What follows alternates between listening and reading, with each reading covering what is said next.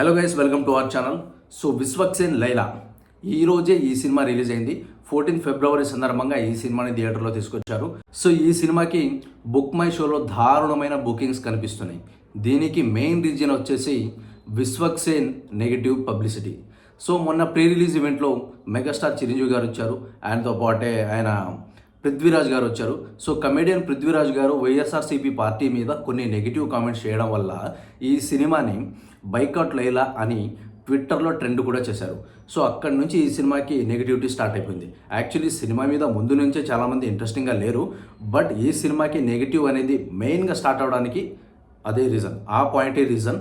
తర్వాత విశ్వక్సేన్ తన యాటిట్యూడ్తో దాన్ని ఇంకా రైజ్ అప్ చేసి ఈ సినిమాని బోల్తా పడేలా చేశాడు. సో ఫైనల్గా ఈ సినిమాని జనాలు థియేటర్లో చూడడానికి అసలు ఇంట్రెస్ట్ చూపించట్లేదు.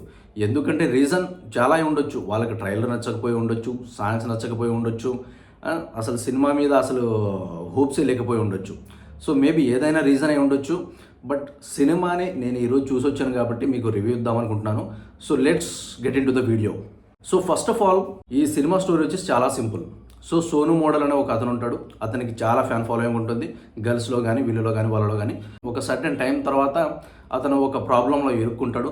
ఆ ప్రాబ్లం నుంచి ఎస్కేప్ అవ్వడానికి లైలా అనే గెటప్ వేసుకుంటాడు. సో దాని తర్వాత ఎలాంటి కైండ్ ఆఫ్ ప్రాబ్లమ్స్ని అతను ఫేస్ చేశాడు, సో ఫైనల్గా ఎలా సాల్వ్ చేశాడు అనేది స్టోరీ. సో సోను మోడల్గా విశ్వక్సేన్ అయితే గుడ్, బాగా చేశాడు. ఫస్ట్ ఆఫ్ ఆల్ ఈ సినిమాకి ఏ రేటింగ్ ఎందుకు ఇచ్చారనేది నేను అసలు షాక్ అయినా. ఇలాంటి కైండ్ ఆఫ్ సినిమాకి ఏ రేటింగ్ ఎందుకు ఇచ్చారా బాబు అంటే, సినిమా చూస్తున్నప్పుడు నాకు అర్థమైంది, ఓకే ఇలాంటి కైండ్ ఆఫ్ సినిమాలని పిల్లల్ని ఫ్యామిలీస్ని దూరంగా ఉంచడమే కరెక్టు. సో ఎందుకంటే చాలా క్రింజ్ కామెడీ ఉంటుంది, చాలా డబుల్ మీనింగ్ కామెడీ ఉంటుంది. సో లైలా అనే క్యారెక్టర్ని యూజ్ చేసుకుని విశ్వక్సేన్ చాలా కైండ్ ఆఫ్ క్రింజ్ కామెడీనే ప్లే చేశాడు. సో అదంతా మనకి కొంచెం కాదు చాలా బోరింగ్గా ఉంటుంది. అండ్ అఫ్ కోర్స్ మనమైతే సినిమాని అక్కడక్కడ చూసి ఎంజాయ్ చేయగలుగుతాం కొన్ని బిట్స్. సో ఈ సినిమాకి మెయిన్ రీజన్ వచ్చేసి ఆ క్రింజ్ కామెడీయే. సో మనకు ఈ సినిమా అంతగా ఎక్కకపోవడానికి మెయిన్ రీజన్ వచ్చేసి అదే. సో ఈ సినిమాలో వచ్చేసి సాంగ్స్ ఇప్పటి వరకు ఒక్క నోటెడ్ సాంగ్ లేదు. అంటే లైక్ మనం హమ్ చేసుకునే సాంగ్ ఒక్కటి లేదు ఈ సినిమాలో. సో అది కూడా మెయిన్ రీజన్ అయి ఉండొచ్చు. సో బ్యాక్గ్రౌండ్ మ్యూజిక్ కూడా అంతంత మాత్రంగానే ఉంది. టెక్నికల్ పరంగా కొంచెం పర్వాలేదు అనిపిస్తుంది సినిమా. Production values are good, so good. And మనం మెయిన్గా ఇంపార్టెంట్గా మాట్లాడుకోవాలంటే విశ్వక్సేన్ గారి గురించి. సో విశ్వక్సేన్ గారు ప్రతి సినిమాకి ఇలాంటి నెగిటివిటీని ఎందుకు మూట కట్టుకుంటారో అస్సలు అర్థం కాదు. ప్రతి సినిమాకి ఎలాంటి సినిమాలనే చూసుకోండి, ఇలాంటి సినిమాలు తీశాడు ఆయన. ఈ నగరానికి ఏమైంది, ఫలక్నుమా దాస్, అశోకవనంలో అర్జున కళ్యాణం, హిట్, ఇలాంటి సినిమాలు తీసిన ఆయన ఇలాంటి సినిమాలు ఎందుకు తీస్తాడో అర్థం కాదు. సో ఆయన ఒక్కొక్కసారి గ్యాంగ్స్ ఆఫ్ గోదావరి అంటాడు, మెకానిక్ రాకీ అంటాడు, వీటన్నిటితో సంబంధం లేకుండా లైలా అంటాడు.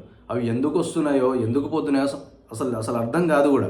సో మధ్యలో కొన్ని గామి లాంటి సినిమాలు వచ్చాయి, కానీ ప్రతి సినిమాకి నెగిటివ్ పబ్లిసిటీతోనే సినిమాని ముందుకు తీసుకెళ్ళాలి, జనాలకు తీసుకెళ్ళాలి, నా సినిమాని చూడేలా చేయాలి అని ప్రతిసారి ఇదే కైండ్ ఆఫ్ డ్రామాని ప్లే చేస్తున్నాడు ఆయన.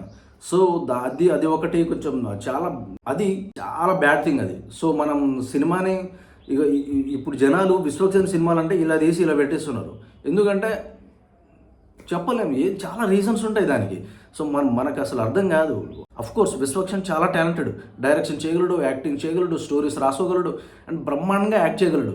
సో ఆయన ఇలాంటి నెగిటివ్ అసలు ఎందుకు ఇలాంటి నెగిటివ్ పబ్లిసిటీ వెనకాల పరిగెత్తే బదులు కొంచెం డీసెంట్ ప్రమోషన్ చేసుకొని సినిమాలు జనాల్లోకి తీసుకెళ్తే సినిమాలు ఆటోమేటిక్గా హిట్ అవుతాయి.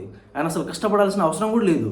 సో మొన్న మనం చూసుకుంటే సంక్రాంతికి వస్తున్నాం, ఎంత పెద్ద స్టార్ హీరో వెంకటేష్ గారు, అనిల్ రావిపూడి గారు.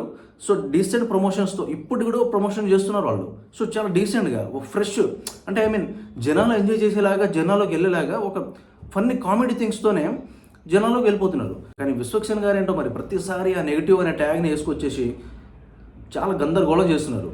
So first of all as a ఫ్యాన్గా అయినా ఒక ఆడియన్గా నేను చెప్పేది ఏంటంటే విశ్వక్సేన్ గారికి రిక్వెస్ట్ చేసేది ఏంటంటే, సార్ ప్లీజ్ మీరు ఇలాంటి కైండ్ ఆఫ్ నెగిటివ్ పబ్లిసిటీకి ప్లీజ్ కొంచెం దూరంగా ఉండండి.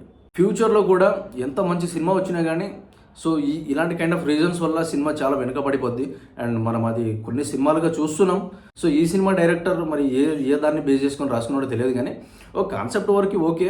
అండ్ కొంచెం క్రింజ్ కామెడీ ఎప్పుడో ఒక 5-6 years బ్యాక్ రావాల్సిన సినిమా అన్నట్టుగా అనిపిస్తూ ఉంటుంది మనకి చూస్తున్నంతసేపు.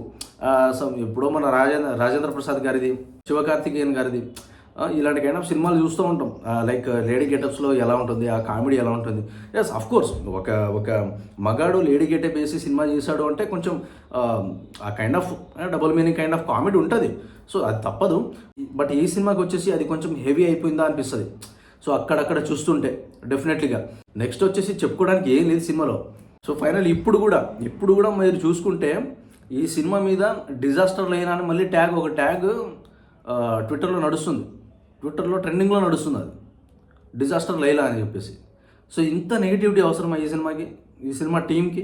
సో బెటర్ మనం ఇలాంటి కైండ్ ఆఫ్ సినిమాలకి కొంచెం దూరంగా ఉండి స్కిప్ చేయడం బెటర్.